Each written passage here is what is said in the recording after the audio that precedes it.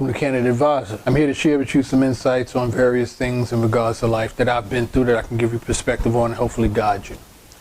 Today I want to talk about a topic or subject in terms of trust in a relationship, or therefore repair a relationship that has no trust. In this article it reads, how do you repair a relationship that has no trust? The key ingredients to any successful relationship is love, respect, and trust. Without any of those three, you're going to have an unhealthy relationship. Therefore, it is very critical to have trust as a component. Damaged relationships are harder to repair versus going into a relationship. When the relationship needs fixing, trust has to be rebuilt for it to grow. Unfortunately, eliminating trust is like patching a flat tire with gum. It won't stick and you're not going to go very far. Trust is important in relationships because you have to trust that person to not hurt you. The best relationships are those that each partner can be vulnerable with one another. True love gives your mate the ability to hurt you, but trusting that they won't. However, without trust, you open yourself up to hurt. Trust is one of the bases of any sound relationship, and without it, you're opening yourself to suspicion because of your lack of trust in your mate. So this is an article that I read that resounded with me. It kind of stuck with me. And I wanted to share it in hopes of providing my perspective and giving some insight to others. So, why I want to share this, all right? So and to an extent, my experience on this subject in relation to the article. Like I said, I'm not going to go in my past. Check out the other channels. You'll hear my experience in a relationship that didn't have trust. So there's just two key things I want to point out, I guess, here is trust is important in relationships because you have to have trust that the person is not going to hurt you. Let's be honest, right? Let's be honest. I would say past the age of,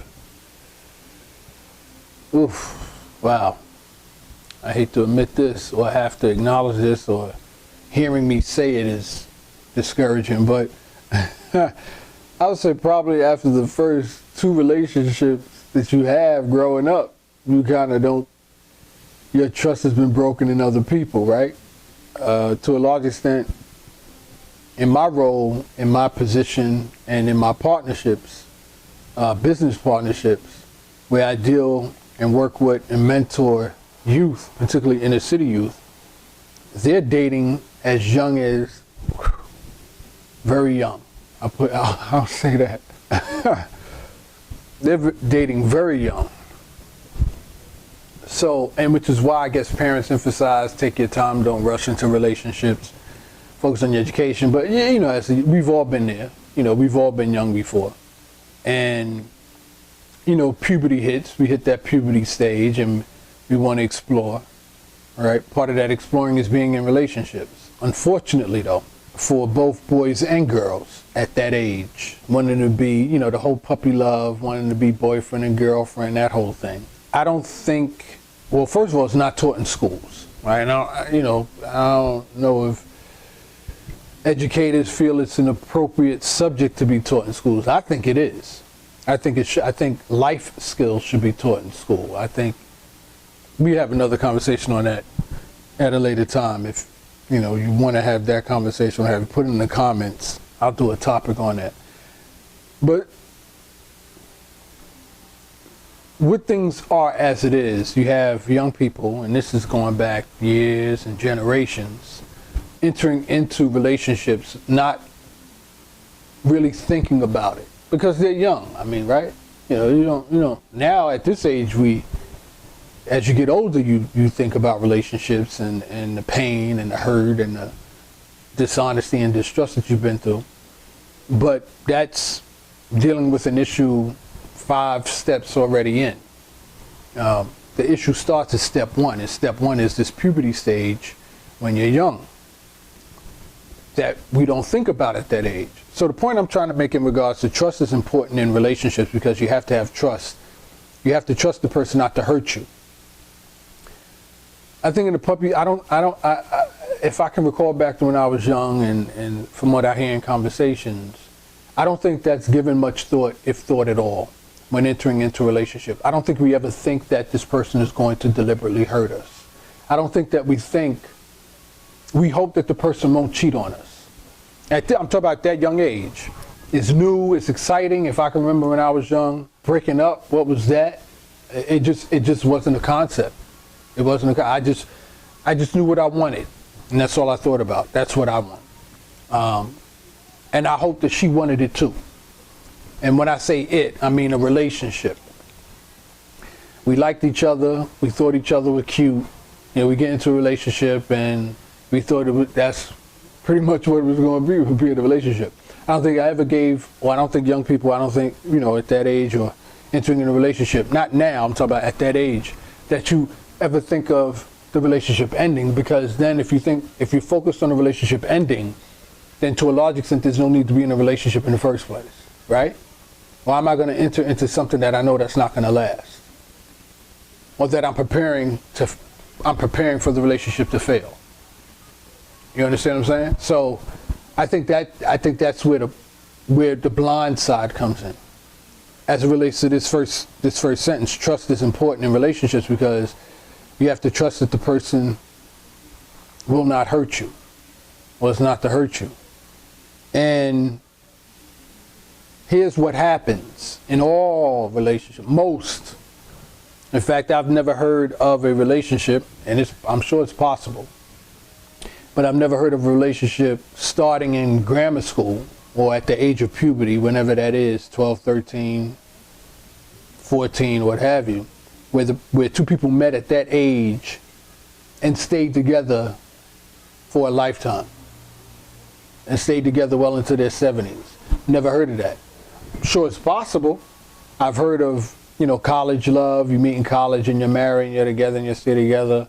I heard it's as young as high school, junior, senior year in high school. But I don't think I've ever heard of, you know, a long-term relationship lasting that long. So that's why I'm saying. So tying into this, at that age, getting into a relationship and trusting the person not to hurt you, I think those seeds are planted right there at that age. I think the challenges are planted right there at that age. The topic of this is repair a relationship that has no trust. Trust is important in relationships because you have to have it to trust the person not to hurt you. All right. Here's the complex matter. Here's the dilemma, I would say. Fast forward to being older now. From my perspective, and I'm trying to give insight, all right? I'm trying to provide advice and solutions to having healthy relationships. All right, so I want to focus on that, healthy relationship. I believe a lot of people, I don't want to go so far as to say, I'll venture to say most, especially as they get older, want to find that person that they can settle down with, right? And live the rest of their life with, share their life with, live the rest of their life with. But it has become increasingly difficult to do that because of all the pain experienced in previous earlier relationships. Pain directly related to and tied into being able to trust the person to not hurt you. All right, so the best relationships are those that each partner can be vulnerable with one another. Now here's the question. How many of us, just in general, a general question thrown out, how many of us can actually trust or open up to their partner? Because that's the formula of a best relationship, right? In order to have a best relationship, in order to have that ideal relationship, you have to be able to be vulnerable to your partner. Now, coming from an experience of having multiple failed relationships, whereas the person that you were in a relationship with broke your trust, well, just use general terms, cheated on you. Just be honest. How many of us enter into relationships without thinking that? Whether this person is going to cheat on me or not. How many of us really enter into relationships with a blank slate?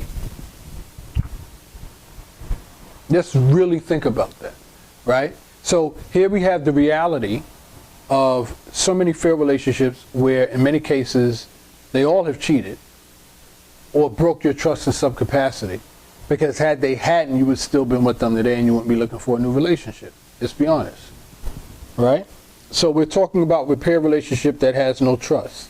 Repair relationship that has no trust. So we're basically talking about repairing you, repairing me, repairing us individually first, right? Our relationship with ourselves due to our lack of trust in the other person based on our past experiences. That was a deep one right there. Play this back if you missed it, 'cause I'm not sure if I can repeat it, right? But the repair is not necessarily the relationship as a separate entity. And the repair is not that person has to repair themselves. I would say the repair has to deal with us as individuals. To be able to repair ourselves. How many of us I don't mean to switch topics or change the train of thought so quick, but how many of us really have taken time out after a failed relationship to just take time out for ourselves? To not get into anything, no relationship whatsoever, do a self-reflection, self-evaluation to basically heal ourselves. How many of us has done that after a relationship? Or because the relationship ended and we were so hurt, we jumped right into another relationship to distract us from the hurt that we were feeling from that past relationship. Right? So now you're involving somebody else into your drama. You're bringing somebody else your baggage, your complications, right? That you didn't effectively deal with yourself. And then you wonder why that person ends up cheating on you. Because you didn't realize you jumped into this relationship without having dealt with yourself first.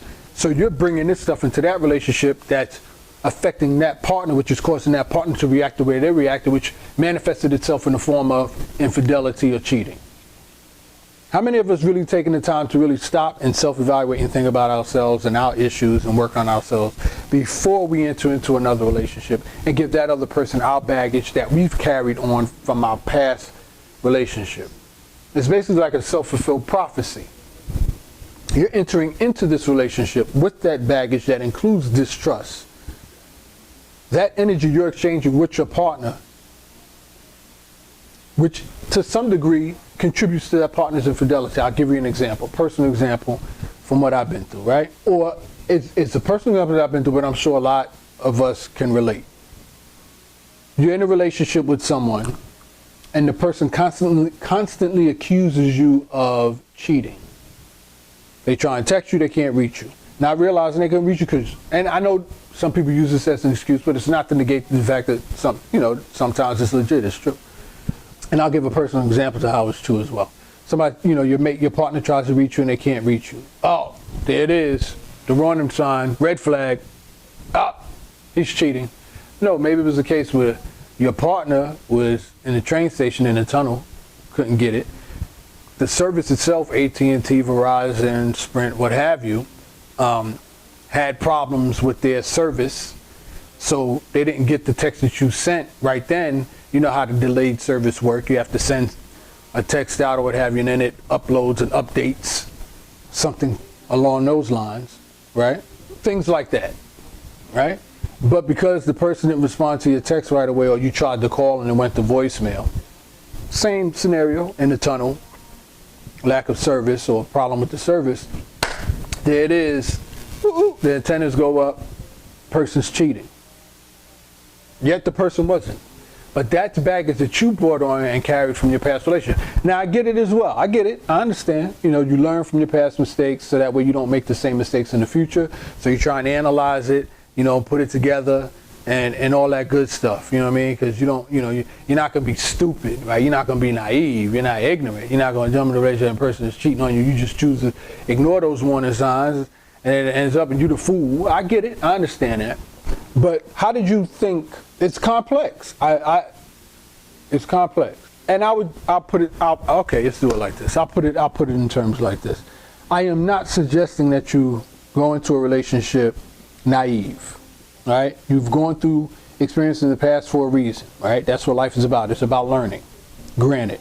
But then it puts the situation in a catch-22, whereas if you go into any union thinking that it's going to fail, then ultimately it just might fail because that's the energy you're bringing to that union, right? And this goes for the other person too. That person could be entering into a relationship with you with the same thought process. So obviously the relationship is doomed to fail because you're entering into it with that energy, hence in marriage. And that's something I'm still I haven't given too much thought, but have to think about regarding prenuptial agreements. You go into a marriage with a prenuptial agreement, you're automatically saying, okay, yeah, plan B, in case this don't work out, I'm protected, I'm covered.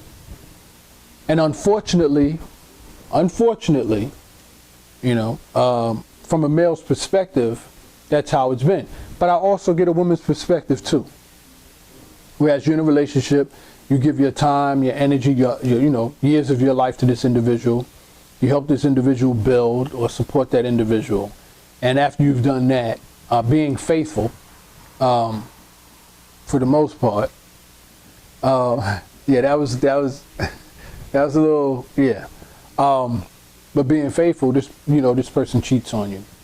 And this is from the experience of the past, from past relationships, whereas women before World War II, there's historical reference and context to that as well. When they weren't in the workforce, didn't have opportunities in the workforce, so their only opportunity was in the home, taking care of the home. So they really didn't have an opportunity as women, weren't able to build up their skill sets or what have you. So in case of a divorce, she was left stranded. She had no ways or means of providing for herself. I get it. Keep in mind that that structure, the system is still in place based on that old paradigm. It's not the same today with women. Women now have the opportunity to develop their skill sets, have an opportunity to get into the workforce, but yet the law is still, the law hasn't been updated to reflect that. So a man could get divorced from his wife with the children and she gets half when she has the skill set to provide for herself to a large degree. But I get it, I understand. Women, you've given up your time, your life to this individual that you can't get back, so there needs to be some compensation for that. I understand. For this conversation, I'm speaking in terms of no trust in the relationship and how to repair that. How do we get past that, right? So take a moment to think about that. You have to ask yourself, can you or are you strong enough to enter into a relationship wholeheartedly, able enough to put aside your past experience, whereas your partner cheated on you? So can you enter into a relationship not thinking that this will be the outcome of this relationship? Initially, you're not. Initially, relationships start, you're excited, oh, he's this, oh, she's that, this, and that. But let's be honest. A month, 2 months, anywhere within a 6-month range, the thought doesn't creep into your head, your ex doesn't creep into your head, how you've been hurt doesn't creep into your head, stories from your girlfriends or your homeboys about their experiences and probably the hang-ups they're going through doesn't creep into your head and remind you of your past relationship, tying into this relationship, and then you do what's called a comparison analysis, right? Where this person that you're with now, so far they're doing good, or they did mess up a little here. I wonder if this is the sign that they're about to do what I experienced in my past relationship. All those variables. Can you enter into a relationship wholeheartedly trusting your partner? Because ultimately that's what it's going to take to have a good relationship and for that relationship to last. And I'm going to be real. I'm going to get to the real part. All right? So that's on your end. So let's say you've taken care of your end, but now your partner is your partner willing or able to do that as well? How can I put this? A good rule of practice is to, number one, providing solutions. Don't rush into any relationship. Take your time. Start all your relationships off as friends. Be friends. How long? Typically, a person can only show their representative, quote unquote, if you know what that means. Representative means showing the good part of them, the best part of them, right? They don't tell you or share with you their issues and stuff like that. Because obviously the goal is to try and attract you and meet. So, but they can only put that on, whoever it is, male or female, both genders. They can only put on a facade or show you their representative few months, I'll say after 6 months you start to see something. Within that 6 month range you start to pick up on some things. Even faster now with social media and technology today. Right? So here's the solution part.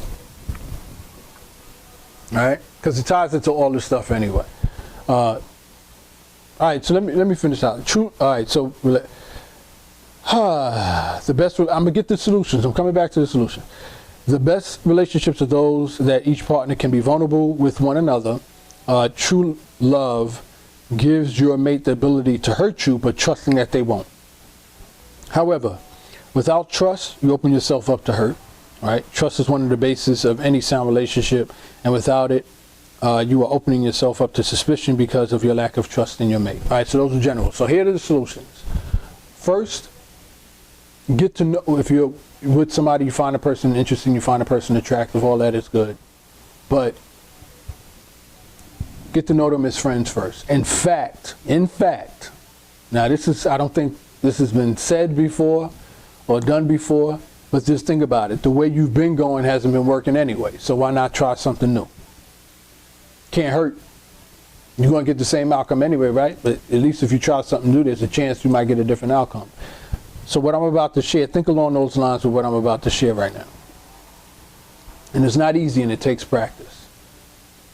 In the first conversation, right, and what I'm about to share is going to make you feel like, oh, I'm going to be alone for the rest of my life. Don't look at it that way.